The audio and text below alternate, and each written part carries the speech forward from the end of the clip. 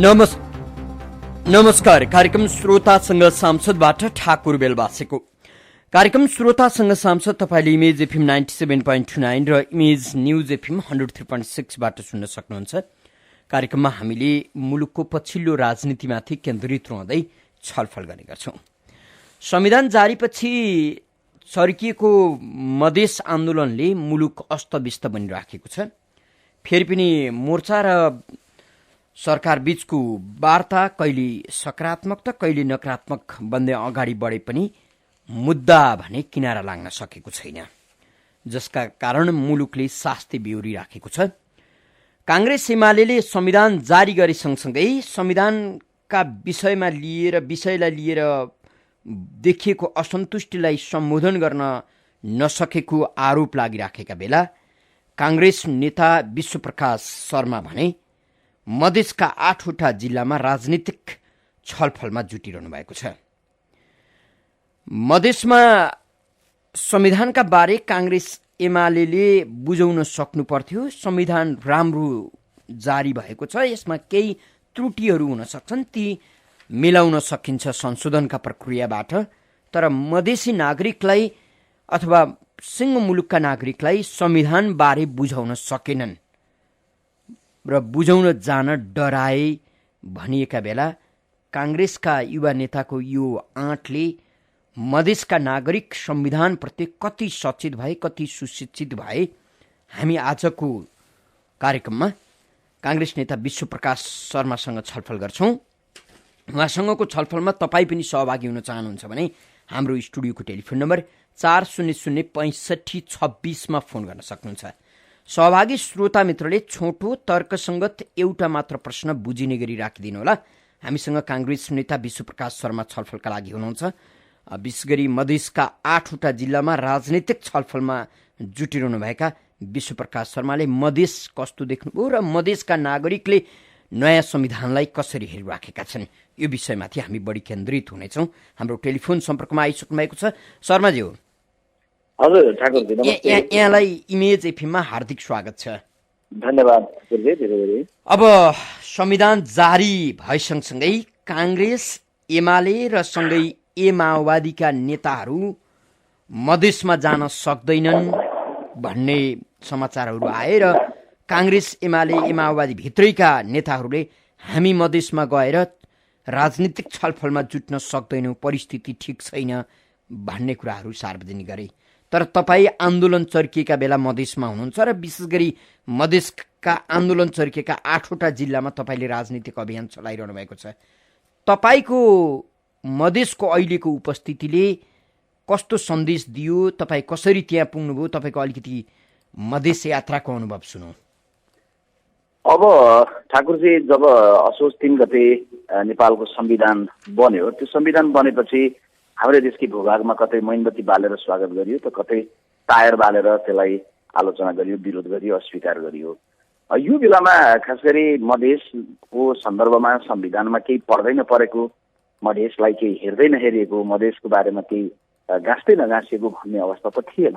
तर केही महत्त्वपूर्ण प्रश्नहरू अहिले मधेस घुम्दै गर्दा हामीले अनुभूति गर्यौँ कि जो विषयलाई सुरुमै सम्बोधन गरिएको भए मधेस युरोपमा आन्दोलनमा जाने रहेनछ, ती विषयहरूलाई हामीले अहिले घुम्दै गर्दा पायौँ। त्यसैले हामी खास गरी घुम्न आएको, यहाँनिर अध्ययन गर्न छलफल गर्न आएको 8वटा जिल्ला, खास गरी पूर्व मधेस एरिया जहाँनिर घनीभूत रूपमा चाहिँ आन्दोलन सकिएको छ, जहाँ तोडफोड पनि भएको छ, जसलाई हजारौँ मानिसहरूको प्रदर्शन भएको छ, जहाँ गिर्जाको शालिग तोडिएको छ, जहाँ पार्टी कार्यालय रुजुपा दलहरूका जलेका छन्, जहाँनिर चाहिँ प्रहरीले गोली हान्दा शिरमा ताकेर हान्यो भनेर आन्दोलनकारीबाट आएको छ, जहाँनिर एम्बुलेन्सबाट थुतेर प्रहरीको जीवन गएको छ। यो खालको घटना भएको ठाउँहरूमा हामी घुम्ने मनोविज्ञानमा यसकारण पुग्यौँ, छलफल गर्ने मनोविज्ञानमा यसकारण पुग्यौँ किनभने 4 महिना नागिसक्यो आन्दोलन भएको र यो आन्दोलन नागेको 4 महिना भइसक्दै गर्दा काठमाडौँबाट कोही प्रतिनिधि पुगिरहेका छैनन् भनेर भन्दै गर्दा म झापा बस्ने मान्छे र मेरा मित्र देवराज चालिसे पोखरा बस्ने मान्छे र अरू केही साथीहरू हामी जो घुम्न आयौँ, हामी आउँदै गर्दाखेरि हामी पनि त कम्तीमा पुगौँ, बुझौँ।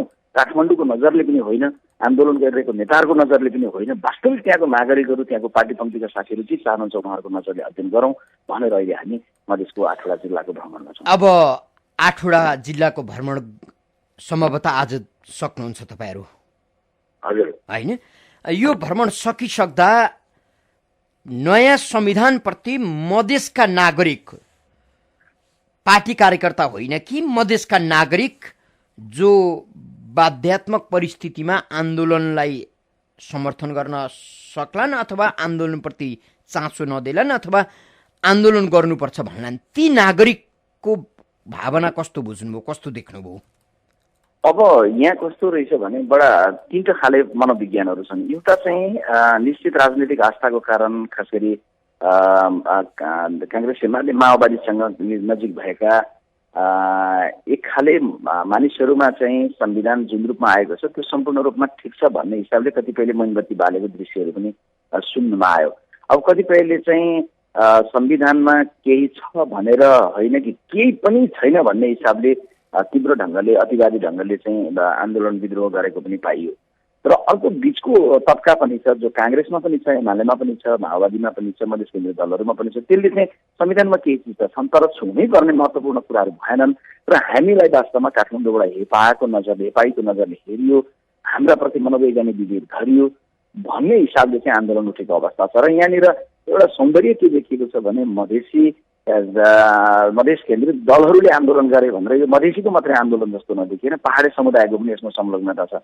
मैले जब चाहिँ वीरगञ्ज पुगेँ, वीरगञ्जमा पुग्दै गर्दा त्यहाँ बोल्ने मध्ये पहाडी समुदायको रोशन लामी छानाले भन्नुभयो कि मैले मेणबत्ती बाल्न सकिनँ, मैले मेणबत्ती बाल्ने मेरो मनले मानेन, किनभने यो आन्दोलन मधेसीको मात्रै नभएर मधेसका सबैको हो। त्यस्तै आउँदै गर्दाखेरि रौतहटमा पार्टीको उपसभापति हुनुहुन्छ अनन्त कोइराला, उहाँले भन्नुभयो यो आन्दोलन त मेरो पनि हो। त्यस्तै गरेर सुशील शर्मा हुनुहुन्छ पार्टीको पुरानो नेता तपाईँको लालबन्दीमा आइपुगेर सर्लाहीमा, उहाँले भन्नुभयो यो आन्दोलनले वास्तवमा चाहिँ हामी सबैको मनलाई छोड्छ। यो कस्तो भएको छ भने आन्दोलन निश्चित दलले आह्वान गरेको छन् र आन्दोलनका कैयौँ गतिविधिहरूसँग मानिसहरूको असहमति छ, तर त्यो आन्दोलनले उठाएको जुन मुद्दा छ त्यो मुद्दाका प्रति मानिसहरूको समर्थन छ। शर्माजी, अब यहीँनिर तपाईँले यी दृष्टान्त दिइरहँदा तपाईँ आफै चाहिँ यो संविधान अस्वीकार गर्नै पर्ने, असन्तुष्टि जनाउनै पर्ने अथवा संविधान जलाउनै पर्ने कारणहरू देख्नुहुन्छ? मेरो चाहिँ यसमा बिचको बाटो छ, बिचको अभिव्यक्ति छ। एउटा संविधान जलाउनु नै पर्ने भन्ने मनोविज्ञानसँग म सहमत छैन, तर संविधानमा चाहिँ लेखिँदै गर्दाखेरि जस्तो हामीले बच्चा स्वस्थ जन्मियो भनेर भन्यौँ, तर हामीले स्वस्थ जन्मिँदै गर्दा 2 बुँदे चाहिँ ट्याब्लेट चाहिँ के रेडी राख्यौँ भन्दा यो चाहिँ यसको स्वस्थताको निमित्त चाहिँ यो जरुरी छ, अर्थात् चाहिँ अलिकति रोगी चाहिँ छ भन्ने कुराको हिसाबले हामीले 2 बुँदे संशोधन तयार राख्यौँ।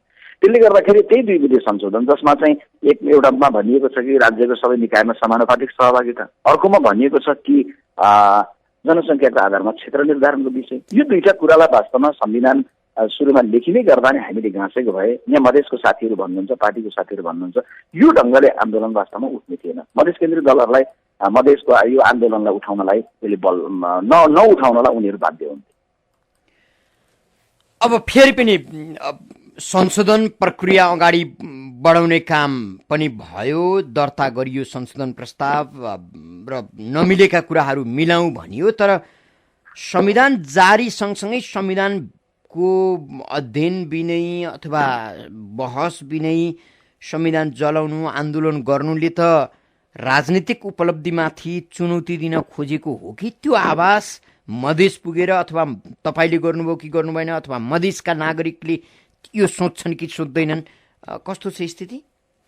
हामीले यहाँ चाहिँ के भन्दै आएका छौँ भने मधेस पिछडा हुआ है तो कोही पहाडमै स्विजरल्यान्ड त नै पनि मधेसमा पीडा छ त पहाडमा चाहिँ सबै सुखै सुख छ त त्यो त होइन।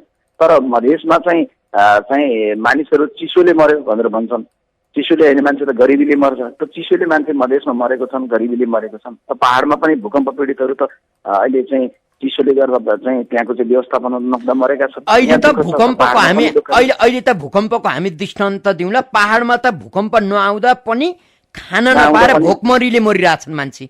निश्चय नै हामीले यी सबै कुरा राखेका छौँ कि मधेसमा जाँदै गर्दा मधेसको सबै कुरा ठिक, पहाडमा बेठिक, पहाडमा जाँदै गर्दा पहाडले सबै राम्रो छ, मधेसले सबै गल्ती गरेको छ। हामी यो दुईटै खाले मनोविज्ञानको बिचबाट हिँड्नु, एक हात मधेसको साथ अर्को हात पहाडको साथ भन्ने मनोविज्ञान चाहिँ बनाउनुपर्छ र खास गरी नेपाली काङ्ग्रेसले त्यो समन्वय गर्नुपर्छ भन्ने कुरा नै। तर काङ्ग्रेसले त गर्न त सकेन नि त। तपाईँ एकजनाको अब गर्नुपर्छ, भावना बुझ्नुपर्छ भन्ने मन चाहेको यो अभियान मात्रै हो, पार्टीले त पार्टीको निर्णय अनुसार यो अभियानमा जुट्न सकेको त छैन। अब पार्टीले यसमा मेरो बुझाइमा नेपाली कांग्रेसको नेतृत्वमा अगुवाईमा संविधान असोज 3 मा जारी भयो। संविधान जारी हुनुपर्ने ऐतिहासिक आवश्यकता थियो, त्यो कुरालाई सम्पन्न गर्ने काम नेपाली कांग्रेसले गर्यो। तर सँगैमा त्यहाँनिर सम्पन्न गर्ने काम त गर्यो, इतिहास निर्माण त गर्यो, तर बोक्नै पर्ने केही भारीलाई बोक्नलाई चाहिँ जिम्मेवारीको भारी काँधमा गाँच्नलाई अलिकति छुटायो भन्ने सन्दर्भमा चाहिँ यसलाई हेरिनुपर्छ। कांग्रेसले महत्त्वपूर्ण भूमिका निर्वाह गर्यो, तर कांग्रेसको सबैभन्दा ठुलो आधार रहेको मधेसमा आज जनकपुर पुग्दै गर्दाखेरि त्यहाँ कार्यक्रममा बोल्दै गर्दा असोज 3 को संविधान बारे तपाईँहरूको धारणा के भनेर जब 4वटा बुँदामा हामीले छलफल गराउँदैछौँ, त्यसमध्ये पहिलो बुँदामा बोल्दै गर्दा बजरंग प्रसाद शाह भन्ने हुनुहुन्छ पहिलाको मेयर। उहाँले के भन्नुभयो भने असोज 3 को संविधानको बारेमा तपाईँ हाम्रो धारणा के हो भनेर बुझ्नुभन्दा, नागरिकको धारणा के हो भनेर बुझ्नुभन्दा हाम्रो यो पार्टी कार्यालय जलेर खरानी भएको छ, यसलाई हेर्नुहोस्। यो जल्यो र यो जल्दा हामी त्यति दुखी भएनौँ जति यो जलिसकेपछि पनि हाम्रो खोजी भएन काठमाडौँबाट। त्यसपछि बिल्डिङ जलेको भन्दा नि मन जलेको अवस्था बुझ्नुहोस्। कांग्रेसले त्यसैले मेरो बुझाइ चाहिँ के हो भने कांग्रेसले गर्दै गरेन म भन्दिनँ। संविधानको सन्दर्भमा संविधानले अगुवाई गर्यो हाम्रो पार्टीले, यो कुरोलाई चाहिँ पार्टी बधाईको पात्र छ। तर सँगैमा मधेसको सन्दर्भमा कतिपय बुदाहरूलाई छलफल गरेर केही दिन पर्खेर संविधान जारी गरेको भए सायद योभन्दा अझै सहज अवस्था भन्थ्यो। तर अब कतिपय राजनीतिक विश्लेषक अथवा कतिपय संविधानविदहरू के भन्छन् भने मधेसको अहिलेको आन्दोलन सामन्तवादीहरूको पक्ष पोषणका लागि गरिएको आन्दोलन हो। भलै नेपालका आन्दोलनहरूमा गरिबीको कुरा उठाइन्छ, पछाडि परेका वर्गको कुरा उठाइन्छ र फेरि पनि त्यसको निहित स्वार्थ तिनै ठालुहरू, तिनै सामन्तहरू जो सधैँ आफू मात्रै माथि बस्न चाहन्छन् र गरिबहरूको नाम लिन चाहन्छन्, त्यही आन्दोलन हो। संविधानले यो मुलुकका कुनै पनि नागरिक र भेगलाई, क्षेत्रलाई विभेद गरेको छैन। गरेको छ भने पनि हटाउने प्रावधान बाटाहरू प्रशस्त राखिदिएको छ। लोकतान्त्रिक छ संविधान, संविधानवादको सिद्धान्तमा संविधान जारी भएको छ भन्छन्। यसको दुईटा पाटा छन्। एउटा चाहिँ के हो भने हामी संविधान सभामा थियौँ र त्यो काठमाडौँ श्री 3 महाराजको हुकुम चल्ने काठमाडौँ थिएन, राजा महाराजाको हुकुम चल्ने काठमाडौँ थिएन। त्यो काठमाडौँमा मधेसी समुदायको व्यक्तित्व नै राष्ट्रपति भएर बस्नु भएको थियो। त्यस हिसाबले मधेस केन्द्रीय दलहरूले संविधान सभाभित्रैबाट समाधानको खोजी गर्ने, त्यही दबाब दिने, त्यही घेराउ गर्ने, त्यही प्रक्रियाबाट जाने कुरालाई जोड दिनु पर्दथ्यो भन्ने मान्यता त हामीले राखेकै हौँ, बोलेकै छौँ। तर यसको अर्को पाटो पनि के छ भन्दा जब मधेस केन्द्रीय दलहरू आन्दोलनमा आए उनीहरूलाई वास्तवमा चाहिँ समर्थन थिएन, उनीहरूको उचाइ, उनीहरूको व्यक्तित्व घटेको अवस्था थियो। तर जब उनीहरूले जुन मुद्दालाई लिएर गए कि राज्यको हरेक निकायमा समानुपातिक सहभागिताको विषय, एउटा मधेसीको यहाँ अभिव्यक्ति सुन्नुभयो, मधेसकै पार्टीको साथीको अभिव्यक्ति सुन्नुभयो, उनीहरू भन्छन् हामी मधेसी कांग्रेसहरू अहिले कांग्रेस भएर मधेसमा चाहिँ के अरे झन्डा लिएर जान सक्ने अवस्था छैन र जब हामी काठमाडौँ जान्छौँ हामी काठमाडौँमा मधेसी भएर जान सक्ने अवस्था छैन। यो अवस्था किन बन्यो भन्दा यो मुद्दाले सेन्टिमेन्टको रूप धारण गर्यो। यो मुद्दा वास्तवमा चाहिँ मधेसमा समानुपातिक सहभागिताको प्रश्नले चाहिँ तपाईँको एउटा सेन्टिमेन्टको रूप धारण गरेर गयो। त्यसले गर्दाखेरि यो अवस्थामा उठाएको आन्दोलन निश्चित कुन वर्ग छ भन्ने कुरोको सन्दर्भमा मेरो पनि विमति छैन। निश्चित कुन अगुवाई पङ्क्ति छ, यसबाट बढी लाभान्वित को भइरहेको छ भनेर त्यो कुरामा तपाईँले भनेको सन्दर्भ मेरो पनि विमति छैन। तर जुन मुद्दाले गर्दाखेरि चाहिँ आम तलको पङ्क्तिलाई छुन पुग्यो नि, त्यो छुँदै गर्दाखेरि अरू राजनीतिक दल डिफेन्सिभ बनेको अवस्था। तर यहीँनिर समाज जस्तो अब संविधानले समानुपातिक समावेशी सिद्धान्तलाई पुरै निषेध गरेको त होइन नि त। नेपाली राजनीतिभित्र र संविधानलाई टेकेर यो मुद्दालाई घनीभूत बहस गर्न तपाईँको दल पनि तयार छ, एमाले कांग्रेस पनि तयार छ, सरकार पनि तयार छ। यो स्थिति त हो नि त, यो त नागरिकले बुझ्नु पर्यो नि, होइन? निश्चय नै। अब तपाईँले भनेको प्रश्नमा कि समानुपातिक सहभागिताको सन्दर्भमा जुन 2 बुँदे संशोधन आएको छ, नेपाली कांग्रेस पार्टीले आफ्नो अगुवाईमा संविधान जारी गरिरहँदै गर्दा त्यसलाई समाविष्ट गर्नलाई खास गरी चाहिँ अब आरोपित किन गर्ने, तर सत्तारूढ सँगैमा त्यसबेला साथमा रहेको नेकपा एमाले त्यसमा सकारात्मक भएन भन्ने कुरो दुनियाँलाई थाहा छ। र त्यसपछि कांग्रेसले एमालेको विमतिको बावजुद पनि जुन प्रस्तावना लिएर आयो 2 बुँदे संशोधन, त्यो संशोधनले धेरै हदसम्म नागरिक पङ्क्तिको भावनालाई सम्बोधन गर्न सक्छ भन्ने मनोविज्ञान यहाँनिर देखिएको छ। त्यसैले त्यसलाई चाहिँ सम्बोधन गर्ने प्रक्रियामा त्यसलाई पारित गरेर लिएर जाने र त्यसलाई परिष्कृत गर्ने, मधेस केन्द्रित दलहरूलाई विश्वासमा लिएर त्यसलाई परिष्कृत गर्ने र नागरिक पङ्क्तिलाई सडकमा हिँडेको एउटा नागरिक, मधेसी नागरिकलाई राज्यको हरेक निकायमा तिमी पहाडको एउटा अर्को मान्छे भन्दा तिमी बराबर समानुपातिक रूपमा सहभागी हुँदैछौ भनेर विश्वासमा बुझाएर लिएर जान सक्ने कुरामा पनि हामीले कमजोरी गरेका छौँ। त्यसलाई पारित गरेर बुझाएर लिएर जानुपर्ने जरुरी छ। अब नागरिकताको विवाद पनि उत्तिकै चर्किएको छ। विशेष गरी मधेसी नागरिकलाई नागरिक विहीन बनाइँदैछ, नागरिकता विहीन बनाइँदैछ भन्ने आन्दोलनकारीहरूको भनाइ छ। अहिले चाहिँ त्यहाँका नागरिकले नागरिकताका बारेमा संविधानले के गरेको छ भन्ने कुरा कसरी बुझेका रहेछन्? नागरिकताको सवालमा चाहिँ पहिलाको सन्दर्भमा वैवाहिक अङ्गीकृत भन्ने कुरा उल्लेख भएको र अहिले चाहिँ त्यो विषयलाई चाहिँ पहिलाभन्दा थोरै पछि हटेको भन्ने खालको यहाँ बुझाइ छ। यद्यपि हामीले सँगैमा यो पनि बतायौँ कि जुन बेलामा चाहिँ संविधान जारी हो, संविधान जारी भएको मिति यता लगभग 650 मानिसहरूले चाहिँ भारतबाट विवाहित भएर आएका चेलीहरूले चाहिँ नागरिकता प्राप्त गरेका छन्। त्यसका नागरिकताको सन्दर्भमा हाम्रो चाहिँ त्यस्तो कठोर खालको अवस्था छैन। भारतमा भन्दा पनि सहज खालको अवस्था छ। अरू देशहरूमा पनि त्यो ढङ्गको हक अधिकारहरूबाट बाहिरबाट गएको नागरिकहरूले वञ्चित हुने अवस्था छ।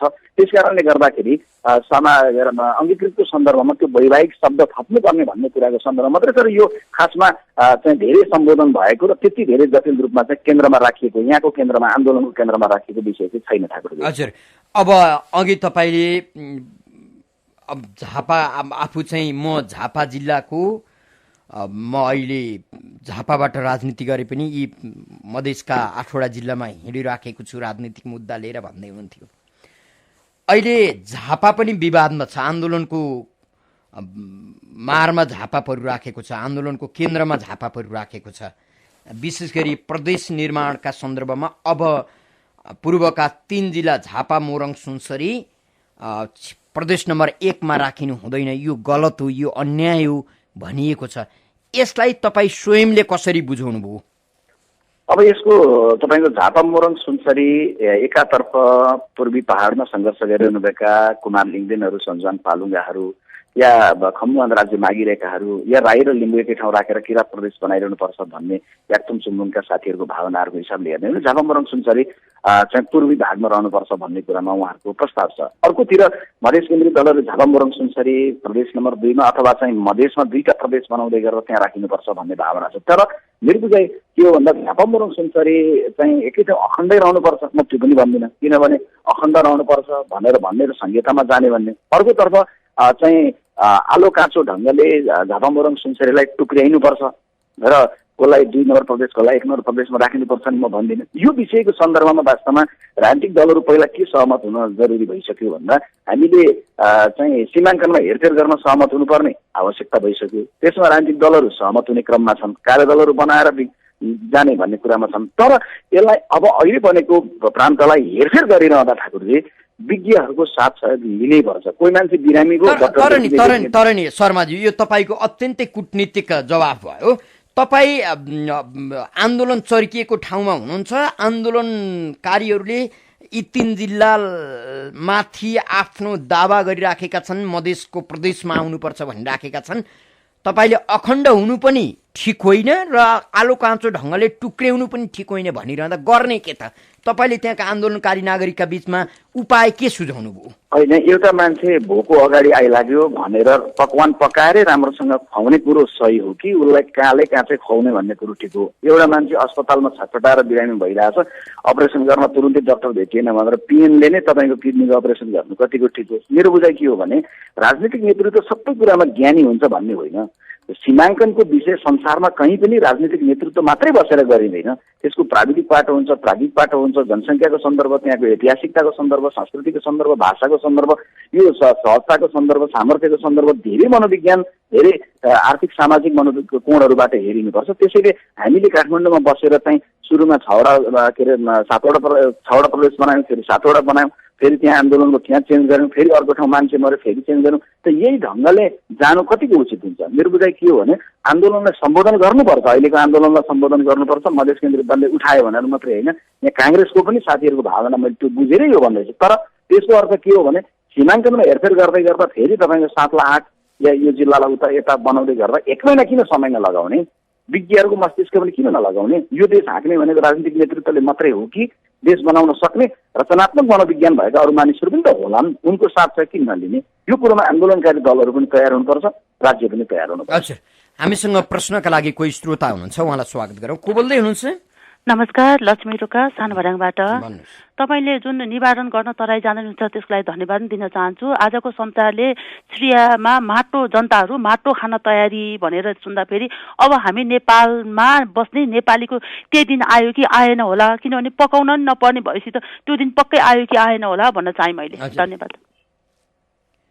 शर्माजी जवाफ दिनु होला। हजुर, लक्ष्मीजीलाई प्रश्नको लागि धन्यवाद। उहाँले वास्तवमा सही प्रश्न उठाउनु भएको छ। हामीले यहाँ बोल्दा पनि के भन्ने गरेका छौँ भने चिसोले पहाडमा पनि मर्दैछन्, तराईमा पनि मर्दैछन्। कतारबाट बाकसमा बेरिएर आउँदै गरेको युवकको लास पहाडै भनेर छुट्याइँदैन, मधेसी भनेर छुट्याइँदैन, त्यहाँ दुवैले पीडा भोगेका छन्। त्यसैले अहिले हामीले चाहिँ मधेसमा घुम्दै गरेको समस्या समाधान हाम्रा कारणले हुन्छ भनेर होइन, तर यहाँको रियल भावना जमिनको बुझ्न हिँडेको र त्यहाँ पनि के भावना पाइन्छ भने चाँडोभन्दा चाँडो यसले समाधान गरेर मधेस र पहाडको एउटा साँचो सम्मिलन गरेर एकताबद्ध मनोविज्ञान बनाएर यो खालको पीडा कसैले भोग्ने गरी माटो नै खानुपर्ने अवस्थामा पुगेको जुन अवस्था बन्दैछ मुलुकमा त्यो नहुन सबै। शर्माजी, जस्तो नि अब आन्दोलनको नेतृत्व गरिराखेका नेताहरूको बोली मधेस र पहाड भनेको छुट्टै हो, पहाडिया एउटा खस ब्राह्मणले हामीलाई हेप्यो, हामीलाई अपमान गर्यो भन्ने जुन उहाँहरूको अभिव्यक्ति छ,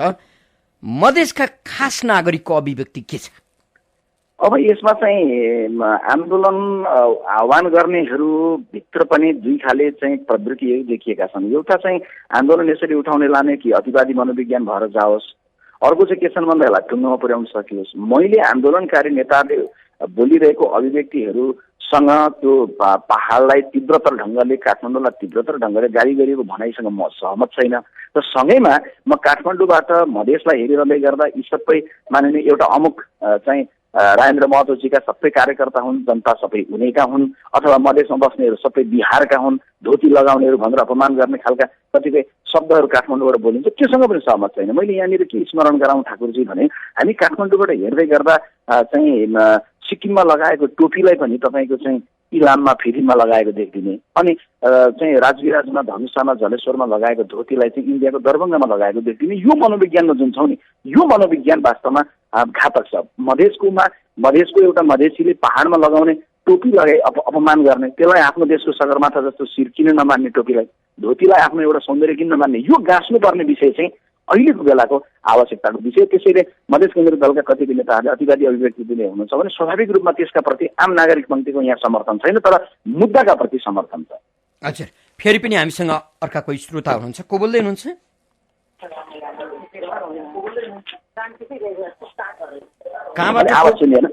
हेलो, हजुर, कहाँबाट को बोल्दै हुनुहुन्छ?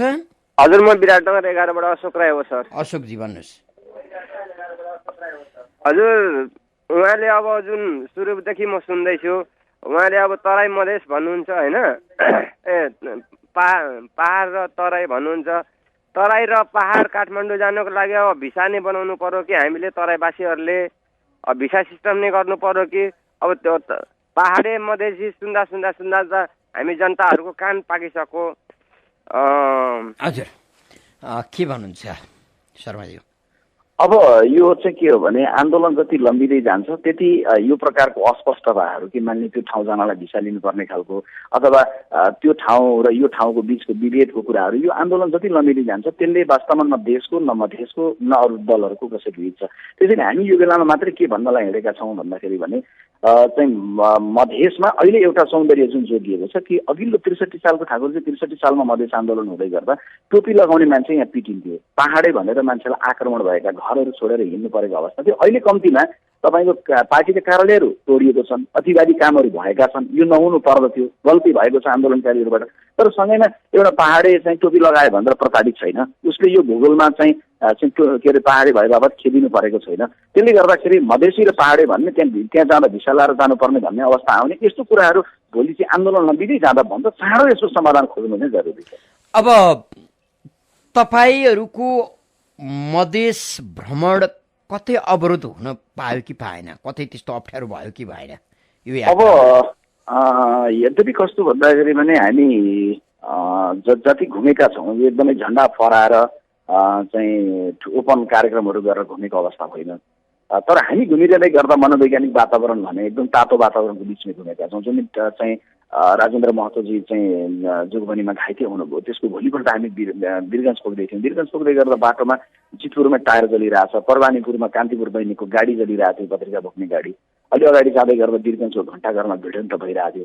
हामी तर त्यसको बावजुद पनि मोटरसाइकलमा हामी जब बाइकको सब चल्न दिइएको छ भने हामी आफ्नो हिसाबले बाटो गल्ली। तपाईले सार्वजनिक रूपमा औपचारिक कार्यक्रमहरू गर्नुभयो?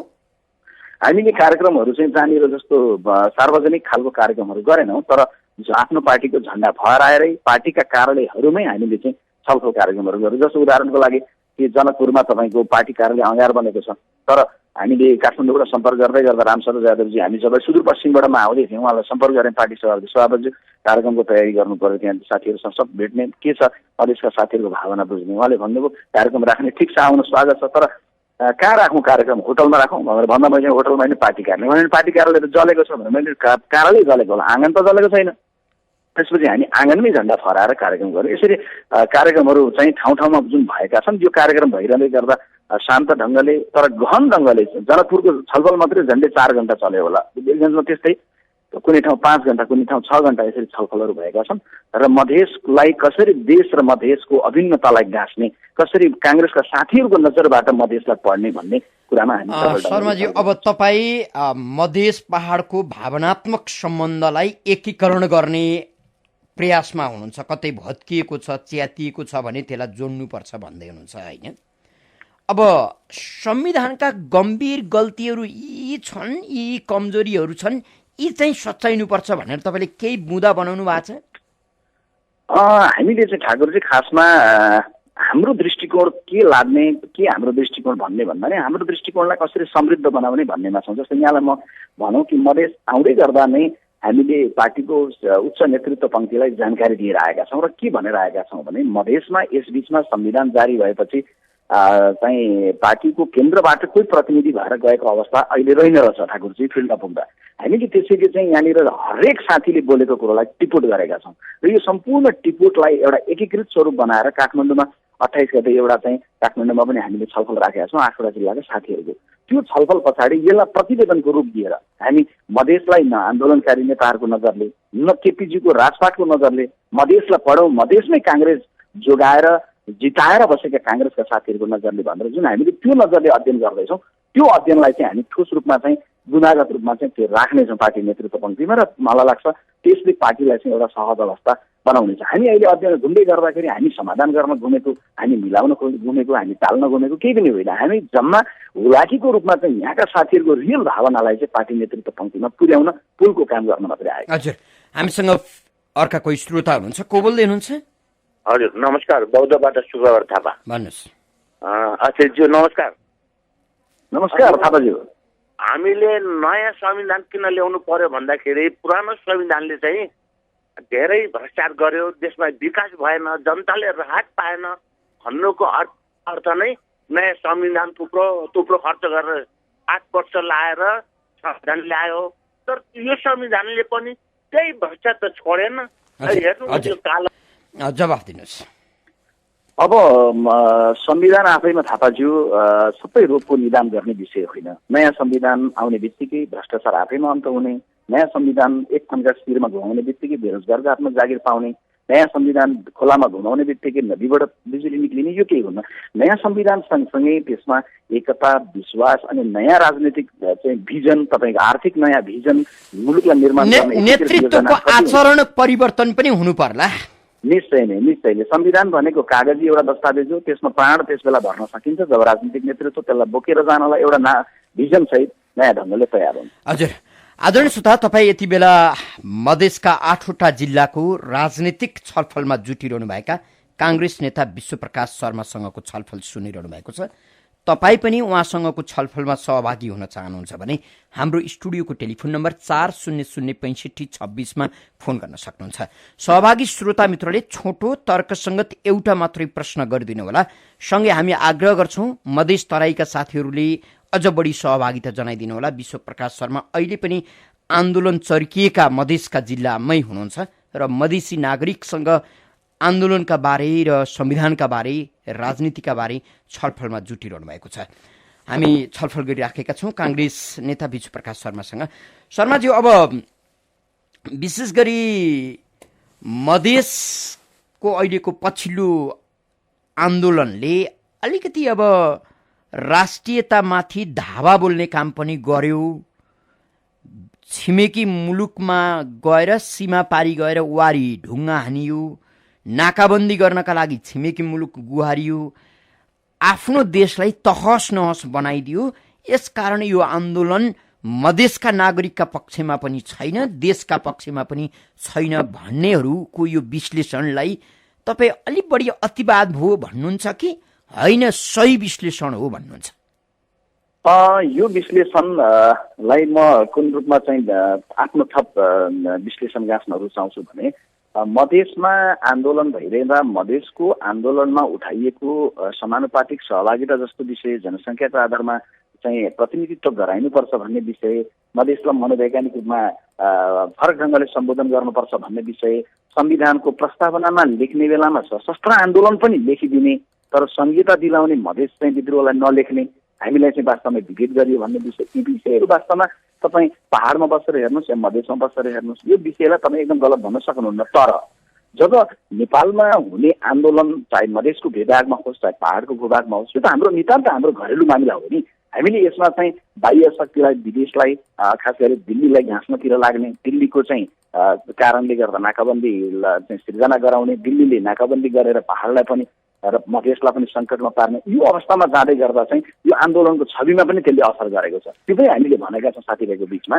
कि चाहिँ आफन्त त मधेसको त काठमाडौँ हो नि, दिल्ली होइन नि। घरेलु झगडाको सन्दर्भमा दिल्लीले नाकाबन्दी गरेको विषयले त प्रताडित त मधेस पनि भएको छ नि। एसएसबीले आएर चाहिँ टेक्दै गर्दाखेरि एसएसबीले आएर चाहिँ 4 जनालाई घाइते बनायो।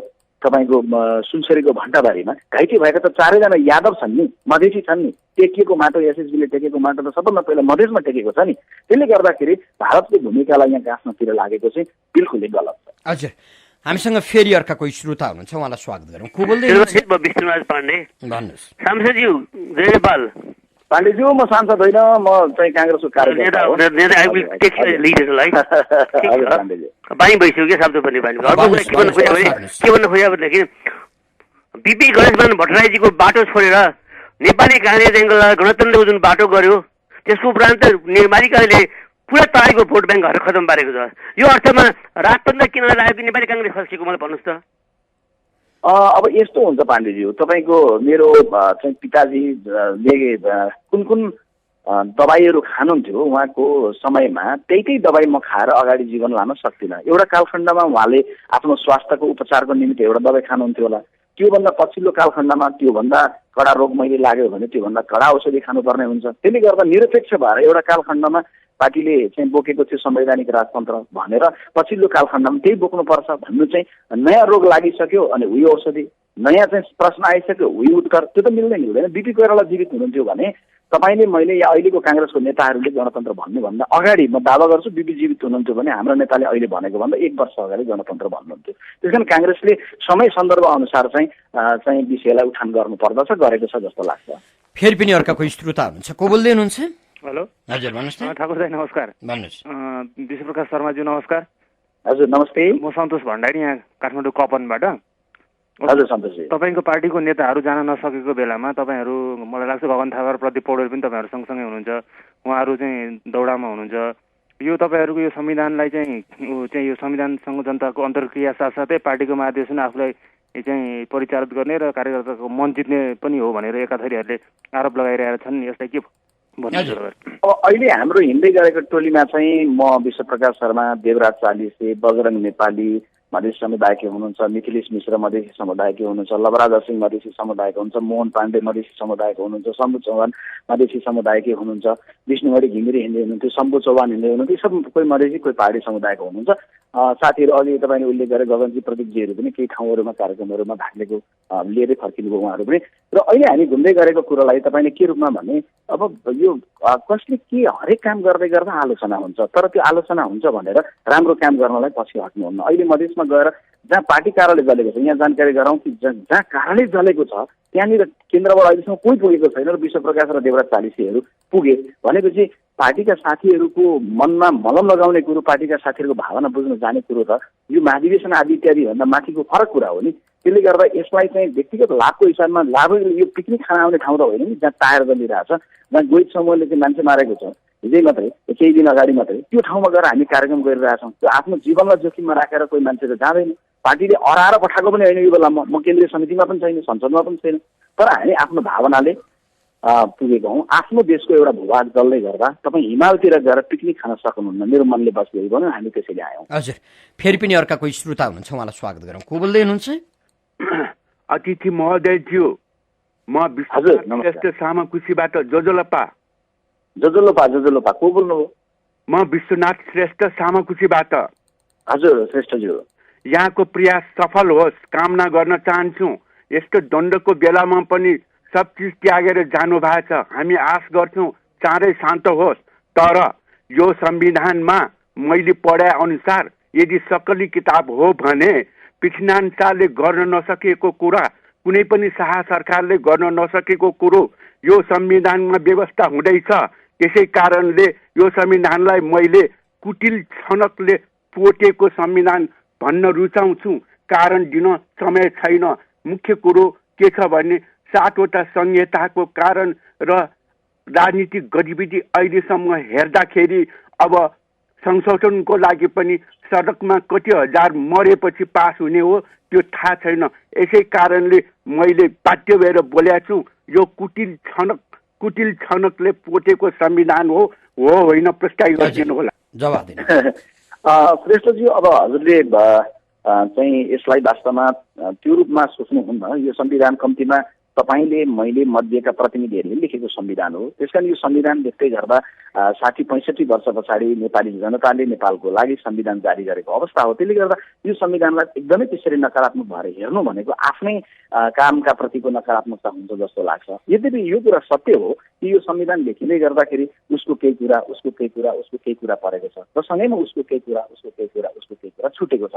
हामीले परेको कुराको सौन्दर्यलाई पनि हेरौँ र जो कुरा छुटेको छ त्यसलाई सम्बोधन गर्नुतिर लागौँ। खास गरी मधेसको सवालमा केही महत्त्वपूर्ण कुराहरू छुटेकै छन्। त्यो छुटेको कुरालाई हामीले गाँस्यौँ भने, मधेसको भावनालाई पनि यसमा टाँस्यौँ भने, जनजातिहरूको सन्दर्भमा पूर्वी पहाडमा उठेको केही कुराहरूलाई यसमा संलग्न गराइयो भने, थारूहरूको विषयलाई केही संलग्न गराइयो भने यो अझै समृद्ध भएर जान्छ। योभन्दा राम्रो संविधान त्यसपछि बन्दैन। त्यसैले यो लेखिँदै गर्दाखेरि यो राम्रो संविधान बन्यो, तर राम्रो भन्दा भन्दै पनि केही यसमा अस्वस्थता छन्, यसमा सुधार गर्न जरुरी छ। त्यसलाई सुधार गर्यो भने यसमा कुटिलता भन्दा पनि सामर्थ्य छ। हामीसँग फेरि अर्का कोही श्रोता हुनुहुन्छ, कोही श्रोता मित्र टेलिफोन सम्पर्कमा हुनुहुन्छ। को बोल्दै हुनुहुन्छ? हेलो, भन्नुहोस् त। म मैनाकेडी सप्तरीबाट वीरेन्द्र मिश्रजी, भन्नुहोस् त वीरेन्द्रजी। जी सर, मेरो उहाँसँग एकदम विनम्र अनुरोध छ कि यो देशलाई सखाप पार्ने काम, मधेसलाई सखाप पार्ने काम एमाले त गरेको होइन। अलि यो सम्बन्धमा अलि विस्तृत छलफल गरिदिनु होला। हजुर, के भन्नुहुन्छ शर्माज्यू उहाँको यो प्रश्नको जवाफमा? मिश्रज्यू, म अमुक राजनीतिक दलले सखाप नै पार्यो भनेर त भन्दिनँ, तर मिश्रज्यू तपाईँको कुरासँग म के हदसम्म सहमत छु र ठाकुरजी उहाँको कुरासँग भने एमालेको कतिपय नेताहरूले चाहिँ साँच्चै मधेसको सन्दर्भमा राखेका दृष्टिकोण बडा पूर्वाग्रही ढङ्गले राख्नु भएको छ। एउटा प्रधानमन्त्री नै भइसक्नु भएको नेताले धोती प्रदेश भनिदिने भनेर भन्नुभयो। त्यो बोल्नलाई कसरी चाहिँ उहाँले चाहिँ सही ठहर्याउनु भयो। आन्दोलनका बारेमा तपाईँ सहमत हुन सक्नुहुन्छ, असहमत हुन सक्नुहुन्छ, ती मुद्दा तपाईँ ठिक भन्न सक्नुहुन्छ, बेठिक भन्न सक्नुहुन्छ, आफ्नो बुझाइको कोण हो। तर मधेसलाई होच्याउने गरी बोल्ने जुन कुरा छ नि, हामीले मधेसका मान्छेले पहाडलाई गाली गर्ने कुरो पनि गलत छ र पहाडले मधेसलाई गाली गर्ने पनि कुरा गलत छ। यो दुईटा भनेको दुईटा हातहरू हो नि। देब्रे हातले दाहिने हातलाई मुर्दाबाद भन्ने, दाहिने हातले देब्रे हातलाई मुर्दाबाद भन्ने जुन चरित्र हो त्यसले त चल्दैन नि मान्छेको जिन्दगी। त्यस कारणले गर्दा मधेसको सन्दर्भमा केपी ओलीज्यूकै कतिपय दृष्टिकोण अनि झल्ला खनालजीका कतिपय दृष्टिकोण, एमालेको पछिल्लो पन्थीका केही युवाहरू योगेश भट्टराईजीको दृष्टिकोण, यी दृष्टिकोणहरूको सन्दर्भमा प्रशस्तै आलोचना हामीले सुन्यौँ र यो खालको कुरा गर्नुहुन्न। हजुर, फेरि पनि अर्का कोही श्रोता हुनुहुन्छ। को बोल्दै हुनुहुन्छ? टेलिफोन सम्पर्कमा कोही श्रोता मित्र हुनुहुन्छ। को बोल्दै हुनुहुन्छ? हजुर नमस्कार बेलाजी सर। हजुर भन्नुहोस् त, को बोल्नु, कहाँबाट? म खजुन सोल्टी यहाँ भक्तपुरबाट। भन्नुहोस्। हजुर, यो मेरो प्रश्न चाहिँ के छ भने तपाईँ राजनीतिक दलहरू जनता जनता भन्नुहुन्छ, यो कालोबजारी आज समाचारमा आउँदै थियो, उद्योग सङ्घले चाहिँ डिपोलाई दिनुपर्ने ग्यास सोझै बिक्री गरिरहेछ भन्ने कुरा, यो कुराहरू पनि रोक्न सक्नुहुन्न। अनि तपाईँ राजनीतिक दलहरू जनताप्रति उत्तरदायी चाहिँ कहिले बन्नुहुन्छ? हजुर जवाफ दिनुहोला। अब भक्तपुरको मित्रले उठाउनु भएको विषय महत्त्वपूर्ण छ। अहिले चाहिँ नाकाबन्दीको कारणले गर्दा जनजीवनलाई काठमाडौँमा गुडिरहेका प्रत्येक गाडीमा सायद कालोबजारीको तेल छन्। अब यो चाहिँ राज्यले उपलब्ध गराउन नसकेपछि अब आफ्नो ढङ्गले मानिसहरूले गरेका छन्। तर अब यो तपाईँले अहिले मधेसको सन्दर्भमा घुमिरहेको विषय, छलफल गरिरहेको विषयसँग यसलाई म कहाँनिर गाँच्न उपयुक्त देख्छु भने हामी मधेसको समस्यालाई चाँडोभन्दा चाँडो समाधान गरेर सहज वातावरण हामीले बनाएर आन्दोलनकारीहरूले पनि मधेसमा नाकामा बस्ने नाकाबन्दीलाई चाहिँ छोडेर मधेसमा नाकाबन्दी गरेर आन्दोलन गर्छु भन्ने, आन्दोलन ठिक छ जनताको भावना साथ उठाउनुपर्छ, कालोबजारी हुने अवस्था। शर्माजी अब अन्त्यमा छौँ हामी। तपाईँ भित्रकै कतिपय नेताहरूले चाहिँ मधेसको आन्दोलन, विशेष गरी मोर्चाको आन्दोलन चाहिँ गएको दोस्रो संविधान सभाको निर्वाचनमा हारेका दलहरू जसले आफ्नो अस्तित्व मधेसमा गुमाइराखेका छन् उनीहरूले गरिब नागरिकका अगाडि अनेक किसिमका नारा उचालेर आफ्नो अस्तित्वलाई सतहमा ल्याउने, आफूलाई बलियो पार्ने एउटा प्रपञ्च मात्रै हो, यो आन्दोलनको कुनै तुक छैन भनिराखेका छन्। यसो उनीहरूले भनिरहँदा तपाईहरू मधेस घुमेर काठमाडौँ फर्किसकेपछि काङ्ग्रेसको अस्तित्व मधेसमा कस्तो देखिएला? अब यसको दुईटा पाटो छ। एउटा चाहिँ निर्वाचनमा मानिसले भित्र गएर मत दिन्छ, त्यो मत चाहिँ गणितमा परिणत हुन्छ, 1, 2, 3, 4, 5, 18,000 भनेर। त्यो बाहिर फर्केर आउँछ र त्यो मान्छे चाहिँ चलायमान हुन्छ, उसको दृष्टिकोणहरू बदलिन सक्छ। काङ्ग्रेस अहिले पनि मधेसमा सबभन्दा ठुलो दल हो मत प्राप्त गरेको हिसाबले। तर यो मुद्दाले नयाँ खालको जनमत बनाउन सक्ने अवस्था जुन छ, यो बेलामा काङ्ग्रेस त्यो मुद्दासँग मधेसमा गाँसिनुपर्छ र यसलाई समाधान गर्नलाई काङ्ग्रेसले अगुवाई गर्नुपर्दछ भन्ने खालको चाहिँ विषयमा हामी पुगेका छौँ। र यो गर्न सक्दै गर्दाखेरि आज चाहिँ आफ्नो अस्तित्व उठाउन कुनै दलहरूले गरे होला भन्ने भन्दा त्यो मुद्दाले उनीहरूलाई अलिकति उठायो, स्वाभाविक छ। र यो मुद्दासँग एकाकार हुन नसक्दाखेरि काङ्ग्रेस थोरै खस्किने कुरो जुन अवस्था आएको छ त्यसलाई खस्किन नदिने अवस्था बनाउनुपर्छ। काङ्ग्रेस अहिले पनि मधेसमा बरकरार छ, मात्रै के हो भने जनमत चाहिँ मुद्दा चाहिँ एक खालको शक्तिहरूले उठाएर गएको हुँदाखेरि मुद्दा एकातिर र काङ्ग्रेस अर्कातिर, झन्डा एकातिर र जनता अर्कातिर हुन सक्ने खतरा बढेको छ। काङ्ग्रेसले आफूलाई चाहिँ नवीन ढङ्गले परिष्कृत गर्नुपर्छ मधेसको समस्या। हजुर, विश्वप्रकाश शर्माजी, यहाँले आफ्नो व्यस्त समय इमेज एफएमलाई उपलब्ध गराइदिनु भयो, धेरै धेरै धन्यवाद दिन्छौँ। धेरै धेरै धन्यवाद। यहाँ सँगसँगै प्रश्न गर्नुहुने र यो अभिव्यक्ति सुनिदिनुहुने सबै श्रोताहरूलाई धन्यवाद। जय नेपाल। आदरणीय श्रोता, कार्यक्रम श्रोतासँग सांसदमा आज हामीले व्यवस्थापिका संस्थाका कुनै एकजना सदस्यसँग कुरा नगरी मधेसमा आन्दोलन चर्किएका 8वटा जिल्लाको राजनीतिक भ्रमण गरिरहनुभएका काङ्ग्रेस नेता विश्वप्रकाश शर्मासँग छलफल गर्यौं। कार्यक्रम सुनेर र कार्यक्रममा आफ्नो सहभागिता जनाइदिएर साथ दिनुहुने सम्पूर्ण श्रोता मित्रलाई धेरै धेरै धन्यवाद दिँदै सहकर्मी मित्रद्वय रमेश महर्जन अनि बुकेश महर्जनका साथमा ठाकुर बेलबासे बिदा हुन्छु। नमस्कार।